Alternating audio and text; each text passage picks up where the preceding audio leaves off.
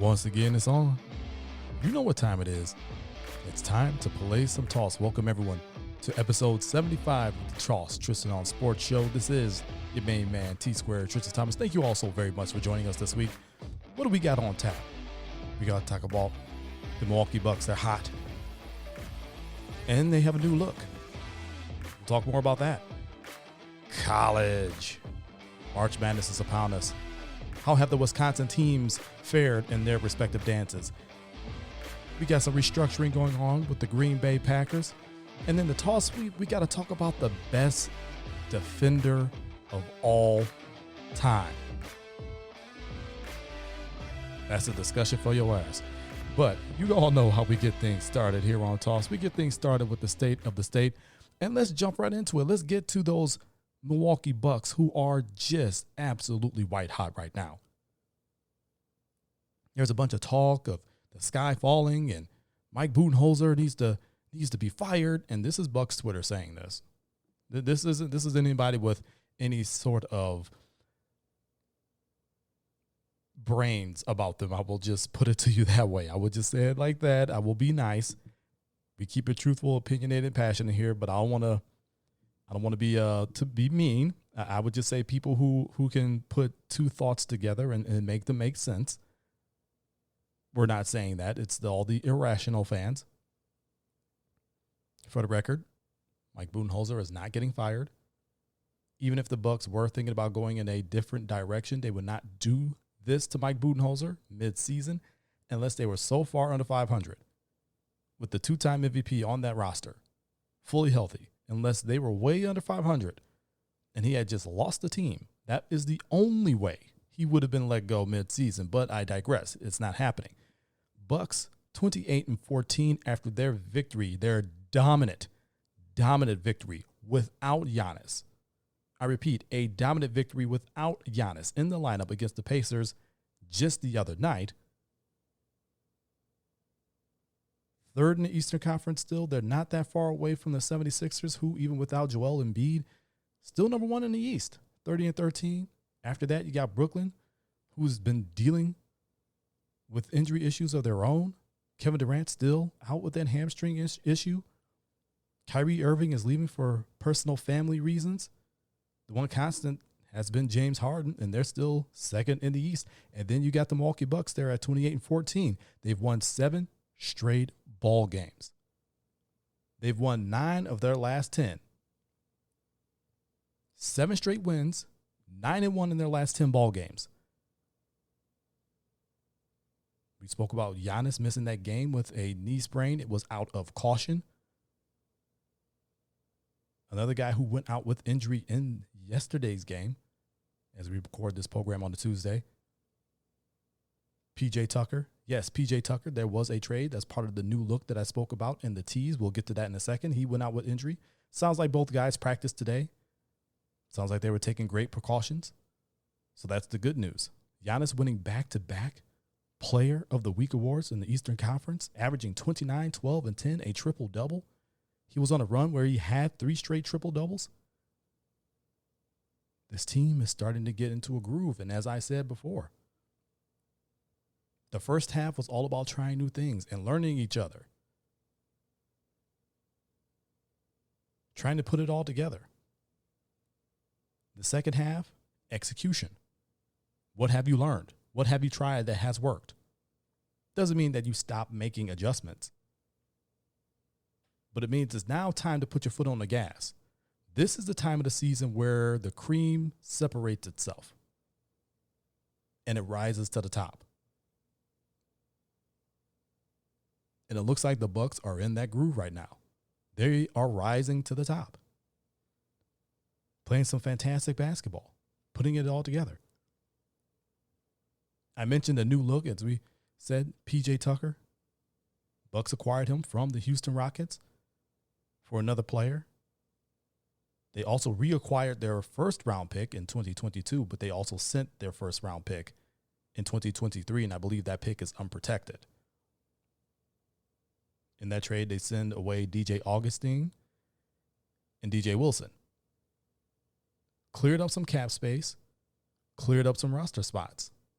So if you're John Horst You accomplished a lot. You got a guy who you've been having your eyes on, who you feel can help this team tremendously defensively, as well as be a good veteran presence in that locker room. You also free up 2 roster spots, and when you traded away Torrey Craig to the Phoenix Suns for cash, you also got yourself some cash by moving Augustine, by moving DJ Wilson, and moving Torrey Craig for cash. Now, the Torrey Craig trade bothers me because he never got a chance to show what he can do defensively. But could you imagine a lineup with both PJ Tucker and Torrey Craig on the wings? My goodness. I mean, just the defensive capabilities of a rotation with those 2 guys on it. It's enough to excite you, but it will never happen because Torrey Craig is now no longer a Buck. But you free up 2 roster spots and cash, which makes the Bucks a player in the buyout market. You have a chance to add to this team, add something that you feel may be missing to this team, a critical piece that may be missing on this team that can make you better come playoff time, because that is really what they are working on. They know they can win in the regular season. That has been the case the first 2 seasons. It is the case this season. Now, they've had their ups and downs. Again, learning, growing, roster overturn, all of that. They've been up and down at times. But you cannot deny that they continue to win in the regular season. Now, what they do in the postseason is what they will be judged by. That has been their hurdle. That has been their bugaboo. They have to make moves that are going to make them successful in the postseason. They have all the confidence in the world that all these pieces will fit and will work in the regular season. But the game changes dramatically come postseason. They found that out the hard way the last 2 seasons. They will be judged by what they do in the postseason. And I think they're loading up for a much longer run than what they've had. They have championship aspirations.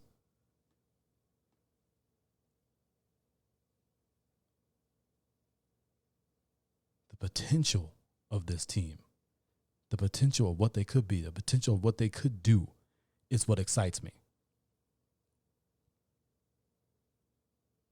You have an opportunity to finally, on a consistent basis, unlock the Giannis at the 5 lineup, which is something that even back in the days of home court sports,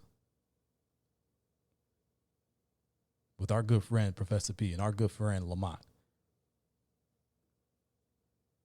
we've spoken about, we've talked about, we've even kind of clamored about, but they did not have the personnel to make that happen. Now you potentially have that personnel to make that happen. And you create a new world of mismatch.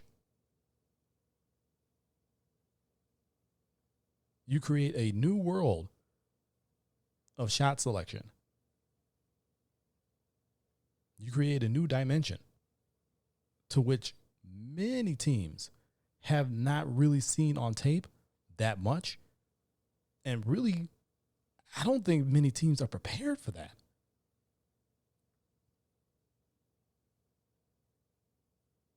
It's going to be interesting to see how much Mike Budenholzer uses that sort of a lineup to unlock him at the 5. It is critical that they're able to do that.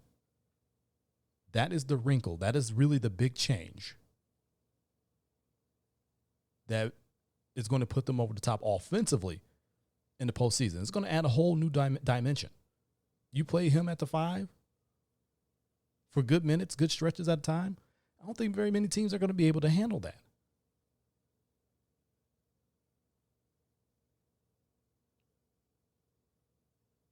We spoke about them winning 7 straight games. We're talking the Milwaukee Bucks.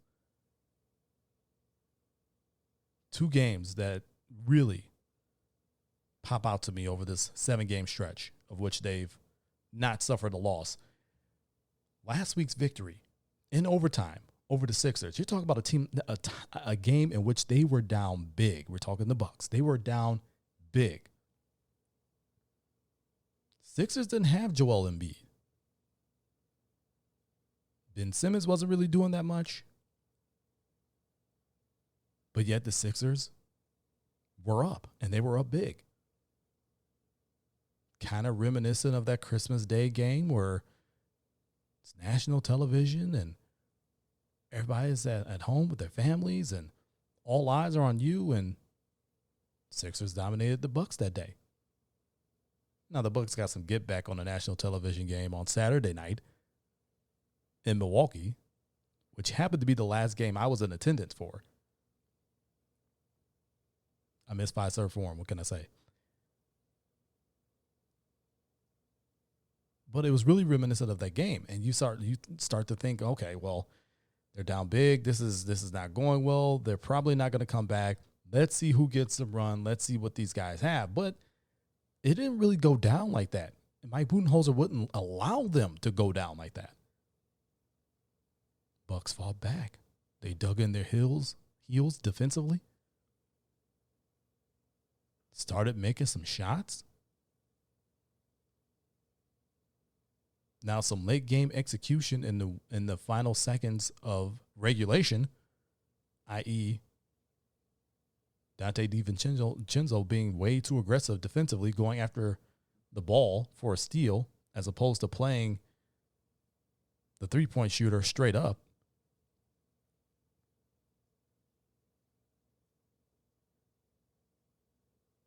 Allows them to tie the ball game, send it into overtime. And then it was Giannis time. For all the talk that this man is not a closer, he sure as hell looked like a closer to me. 4 for 4 from the field. 10 points in that overtime period. Bucks win that ball game. The determination, the grit they displayed to not only climb back into that game, but to take a lead, then to get gut punched again, game's tied, then to come out in overtime and take over that game and grab that win, that was impressive. Joel Embiid or not, that was impressive.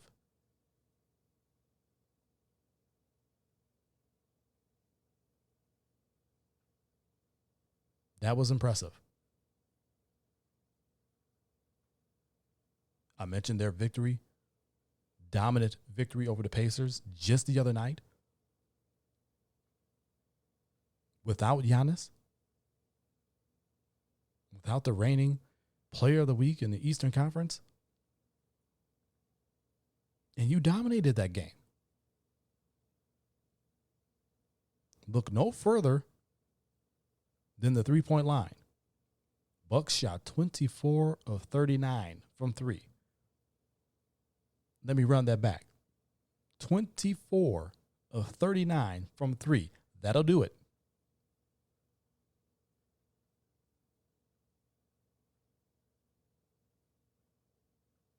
Drew Holiday dominant, 28 points, 14 assists. Chris Middleton was his all-star self. Another 25-5 game for him. Pat showed up. Bobby Portis dropping in a double-double.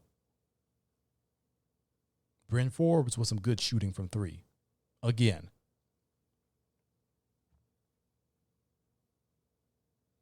We mentioned P.J. Tucker going down with injury, the ankle injury. Again, it sounds like he practiced along with Giannis. It sounds like those guys should be good to go for the 2 straight games against the Celtics coming up. Regardless of how the Celtics have been sliding, and I believe they're 8th in the Eastern Conference currently, that's still some tough basketball that's going to be played. It's going to be a tough game. Tough 2 games. They're both at home at Fiserv, part of that condensed schedule, trying to have teams not travel so much. So you pretty much got a series at home. You got another one against the Knicks on Saturday night at home, and then you go out on a brutal 6-game road trip out west. Clippers, Lakers. included in that. The Blazers included in that.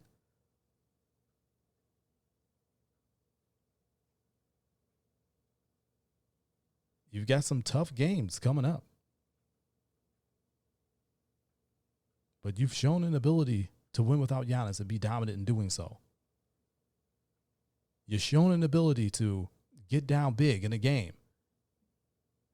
Dig in defensively. Things start working offensively.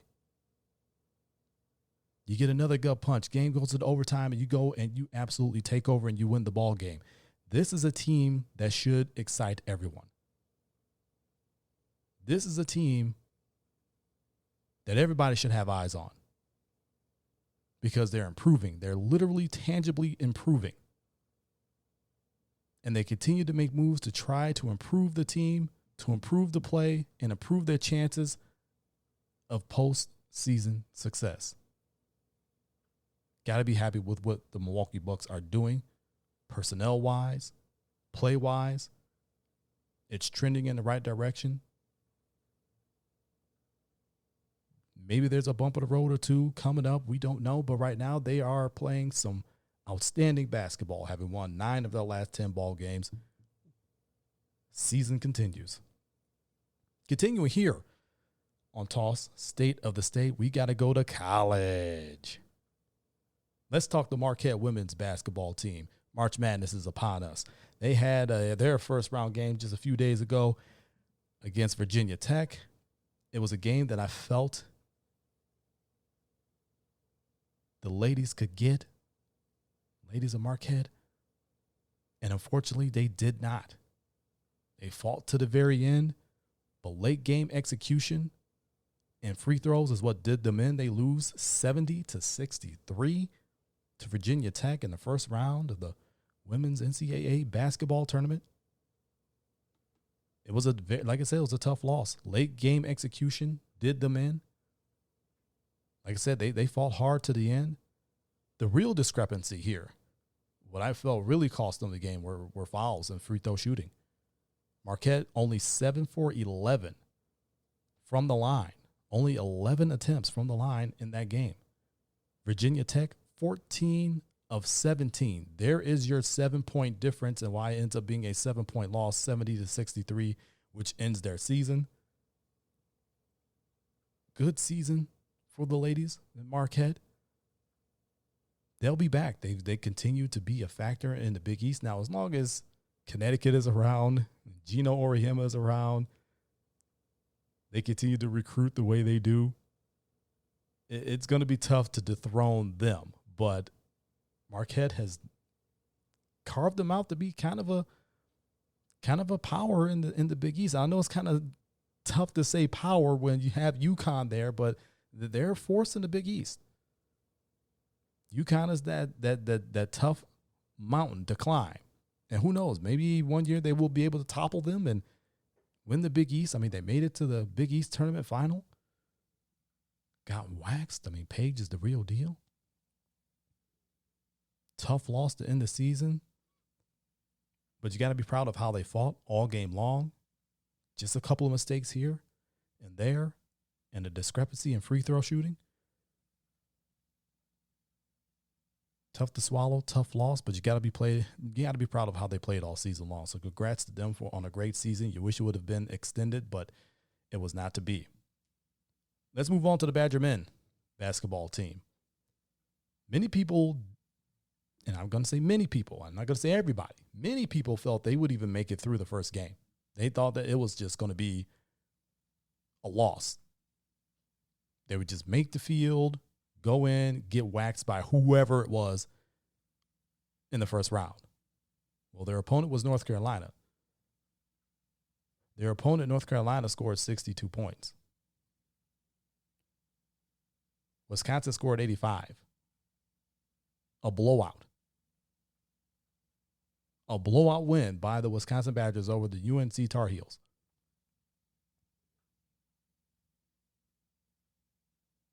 Two guys are common denominators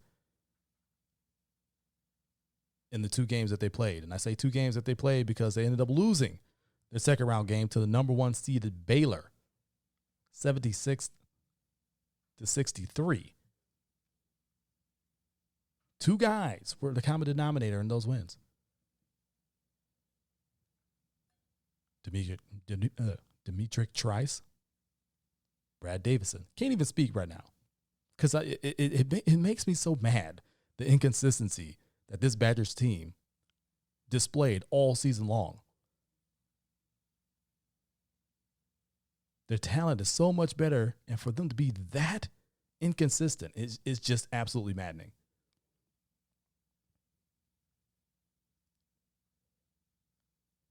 (76-63) lost to Baylor, and I said here on Toss last week that I couldn't even make a prediction at that point in time. We recorded episode 74 because they were so up and down. They were so Jekyll and Hyde. I could not make a prediction at that time. Now, when I went to finally finish my brackets on Thursday, because games began on, well, the main games, the first round, quote unquote, began on Friday. The first four was on Thursday. So when I finished my brackets on Friday, I was like, you know what? If they do exactly what I said on Toss, which was they need to rebound, make sure they box out, rebound against a very good rebounding team in North Carolina. If they don't have any scoring droughts, they could win that ball game. And I'm just looking at it, I'm like, you know what? Like, I think they can get that game. So I decided to put them down as the winner of that game, of the first round. And guess what they did? They won that game. They out-rebounded North Carolina, although a slim margin, but they held North Carolina under their season margin for rebounding. I believe Wisconsin had 37 rebounds that game when they only averaged 33. North Carolina only had 33 rebounds when they averaged 43 per game. Wisconsin's longest scoring drought was just over 2.5 minutes long. They did exactly what I said they needed to do in order to win that game, and it got them a victory, pulling away, like just going away. This was a blowout, 85-62. Was it the same way in the second round game? And I absolutely had them losing that because once the brackets came out and you saw the matchups, the way they shaped up, and I was like, oh, Baylor? No way they're winning this game. They are way too inconsistent to win this game. No way they're doing it. No way. And they didn't. But Tristain Davison, first game against North Carolina, both of them well over 20 points each in that game. But in the loss to Baylor, they combined to go 8 for 28 from the field. I repeat, Tristain Davison combined to go 8 for 28 from the field in that loss to Baylor. Not enough, not going to get the job done. That is an L, and it was, and they're out. Now, some are thinking Greg Gard is going to possibly face the same fate as Steve Wojciechowski, who was fired by Marquette as their head coach after 7 seasons. Now, myself and Evan Witalison on his podcast, Talking Sports with Evan, he asked about this, and I said, look, Greg Gard has added to the success that this program has had. Continuously gets the best out of guys, continuously gets to the NCAA tournament and gets wins in the NCAA tournament. He prints money. He recruits well. Barry Alvarez, as the AD, has to understand what prints money, and that's Greg Gard. As long as you have a competitive team, you're making an NCAA tournament, and you're getting some wins there. That's going to keep boosters happy. That's going to continue to bring in revenue. That's going to continue to bring in recruits. Greg Gard is the guy for this job. Badgers had an up and down year. But I don't think you just dump a guy like that consistently gets to the tournament, that consistently is winning Big Ten regular season championships and tournament championships. He's the right guy for this position.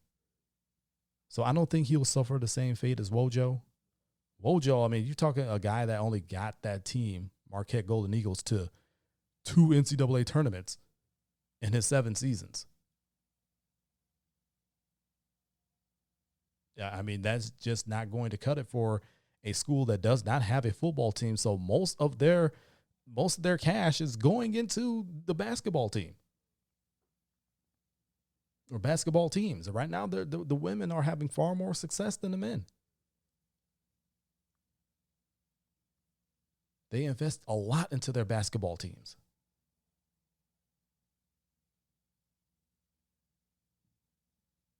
So for a school that does that, they have no football team. Their moneymaker is basketball, and they're investing all of these resources into it. And you can't even get into the NCAA tournament, much less win a game. He didn't even win a game when he got there. Could not get them to a win. Something's going to change. And I said to Evan on his podcast again, the Evan Metallison Show, or Talking Sports with Evan.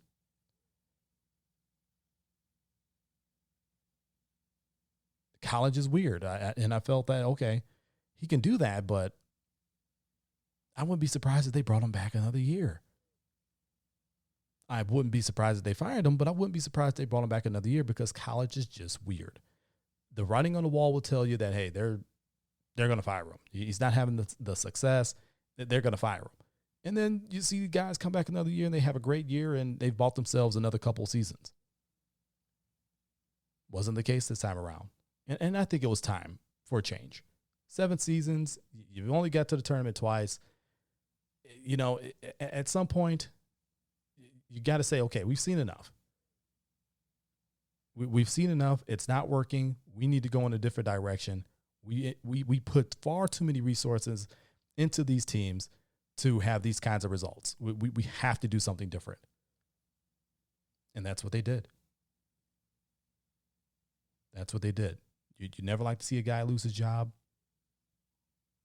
But sometimes when you just don't get the results, it's just time for a change. Continuing here on Tall State of the State, let's talk Green Bay Packers. And they're doing some restructuring, as I mentioned before in the tease. One of the dominoes that I said had to fall did. Restructured Zadarius Smith's contract. Now, I've thought that they might do an extension this season, but all they did was a restructure. So they pushed a lot of money into next season. A couple of people I did speak to feel that an extension is coming. I wouldn't say it's imminent, but it's coming. I think that's the right thing to do. That leaves 2 more contracts that I said will probably need to be reworked, and that's Devontae Adams, which I don't know if they're going to give him another contract or not. And Aaron Rodgers. Now, I think Aaron Rodgers is the big contract that they're really trying not to touch in case of emergency. Now, they had to restructure Zadarius Smith's contract to get under the cap in order to make the Aaron Jones re-signing official. They needed that cap room to make that work. They did. But unless they plan on making some type of big move, I don't really foresee them messing with Aaron Rodgers' contract. I don't see any changes coming to that contract. Not unless some type of big free agency move is coming. Some type of big re-signing, some type of signing period. I think that is the last line of defense type of contract change that they will make would be Aaron Rodgers' contract. I'm not saying it's not going to happen, but I don't think it's imminent either. Speaking of re-signing, we all know, and we're still basking in the glow of re-signing Aaron Jones. Packers re-signed cornerback Kevin King. Recency bias will tell you that he's the guy that gave up that touchdown to Scotty Miller in the NFC Championship game before the half. That's really the big play that changed the complexion of that ball game, and people will continue to remember it because it's really the last play they remember Kevin King for. It was really a momentum-changing, game-changing play. 1 year, $6 million. To me, that's a prove-it deal. That's a prove-it deal. New defensive coordinator, Joe Barry. He's probably going to use him in a multitude of ways. I hope they allow him to play more bump and run, to be physical, because I feel that is when he is at his best. He can use the length that he has, the physicality that he has. Jam receivers, throw them off their routes. Create opportunities for turnovers, incompletions. I think Joe Barry will find a way to utilize him correctly. But to me, this is a prove-it deal. This is a, hey, look, we like you. We're going to give you one last chance to show that you are deserving of a long-term contract with this franchise. We're not saying that this is your last shot in the NFL, because we're pretty sure that with your ball skills and when you're healthy, you're a good player, you can go and get a contract elsewhere. But as far as a long-term contract, we're not really ready to commit long-term to you until you prove to us you can do it on a higher level than what you have been. It is absolutely a prove-it deal. It's probably incentive-laden. Details of that contract have not really been released. I'm not thinking that it's automatically worth $6 million. I'm thinking maybe a couple mil with some incentives that could take it up to $6 million. No different than what they did with Mason Crosby. That one rough year Mason Crosby had where he was just missing left, right, and center. They redid his deal, made it incentive laden, and the next season he pretty much hit every single one of those parameters and earned all of his money back. It's pretty much the same thing they did with Preston Smith's contract this offseason. Really rough year last year. Incentive-laden deal. Hey, go out there and perform the way we know you can and the way you have shown us that you can before, and make all your money back. So it's no different. Some guys get motivated by that. They want to be able to provide for their families. They want to be paid their worth. So they're going to go out there and they're going to earn it. This is what that deal feels like to me. But as I mentioned before, a lot of people have a problem with it. A lot of people have a lot of problems re-signing Kevin King. I don't think that he's that bad. You have a guy who knows the other guys, who has the chemistry there. Now, for the most part, it's going to be a brand new defense. Joe Barry's a completely different guy than is Mike Pettin. Completely different philosophy. But I think some of the principles will be a bit the same. Can he grasp those? Can he stay healthy? Can he be that physical, lengthy presence on the other side of Jair Alexander? But a lot of people have a problem with this. You honestly, to have a guy who's been in that locker room, to have a guy who has the chemistry with the others on this defense, to know what they're thinking, to have that experience.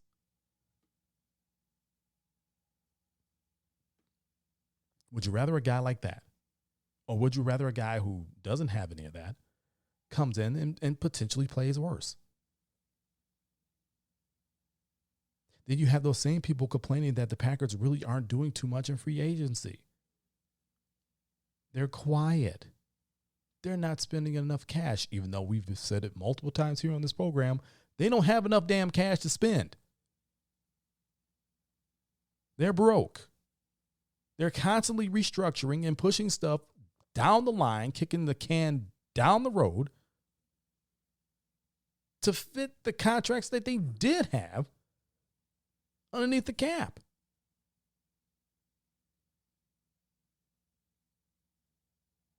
So my question to those people, would you rather make moves that help you win in the regular season and postseason, or would you rather want to go and win free agency?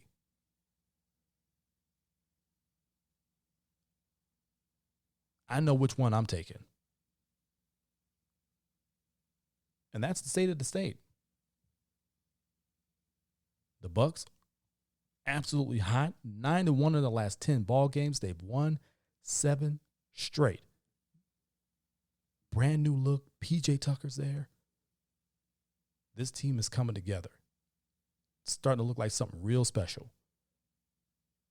The Marquette women's basketball team falls in their first round game in a tough battle against Virginia Tech. The Wisconsin Badger men, they win their first round game against North Carolina, but they lose their second round game against one-seeded Baylor. Tough up and down year is finally over. And the Green Bay Packers are not trying to win the offseason. So stop it. Let's move on to the toss sweep.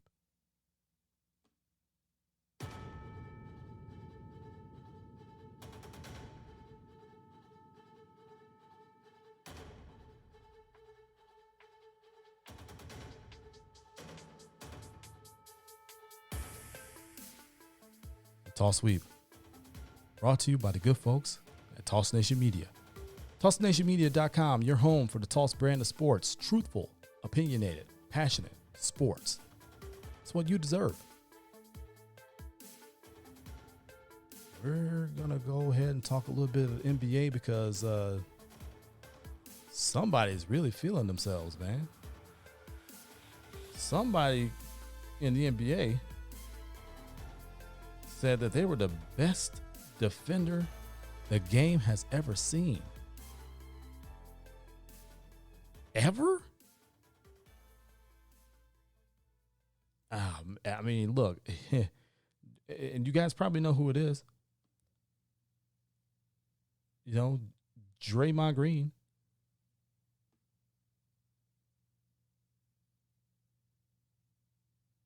Comes out and says that he's the best defender that this game has ever seen. And I'm like, whoa, you know, if you go to facebook.com/T on Sports Show, you can see my thoughts on that story. Draymond is a great defender. Let's be clear about that. And he's a special kind of glue for that team. Great defender, love the confidence. But in my opinion, he's not the greatest defender the game has ever seen. If he was that great of a defender, and look, it takes a team. It takes team defense. One guy's not going to shut everybody down. It takes team defense, good team defense in order to win. They don't have that right now, and they're missing one of their best defenders in Klay Thompson. Also one of their best shooters. So it's making him look a little bit different. We're talking Draymond Green. Making his defense look a little bit different.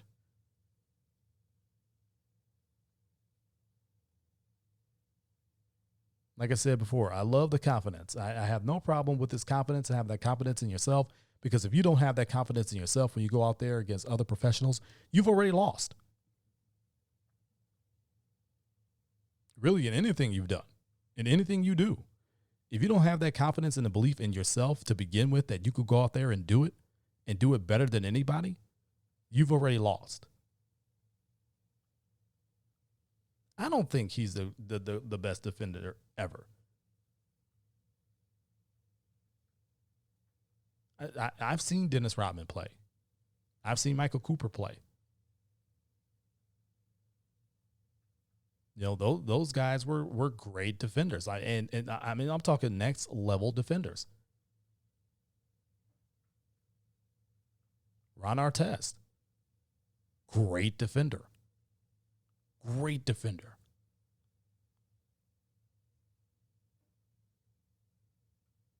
But it's always so hard to have this.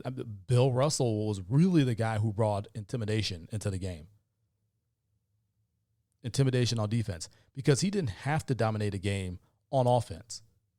He dominated the game on defense. He could go out there and get 30. Don't get me wrong. He could go out there and get 30 on you. But that's not the way he dominated the game on a night in, night out basis. His rebounding, his passing, his defense, pure intimidation is what he brought to the NBA. And he dominated. Multi-time champion, multi-time MVP, first black head coach in the NBA.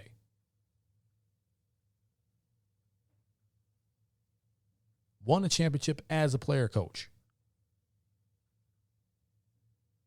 But I digress. We're talking, and I love Mr. Russell. Love Bill Russell. But we're talking greatest defenders of all time. And the tough thing about this, when you're talking all time, there are different eras. There are different rules.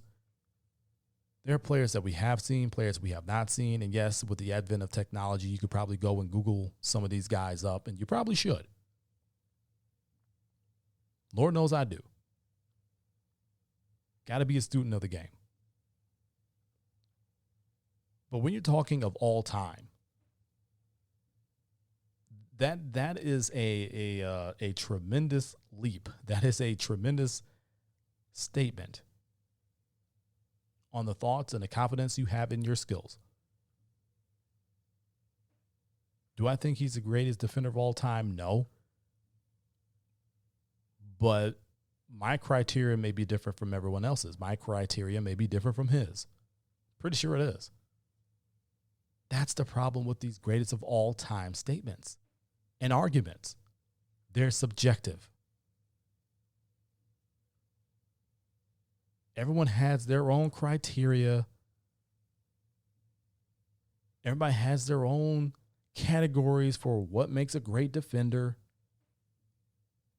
what makes a great player, who's better, LeBron or Jordan. You know that argument is going to probably go on for an eternity.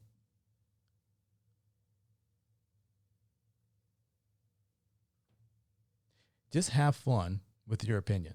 Have fun with the debates. But don't take it to heart. Don't think that your answer is the definitive answer.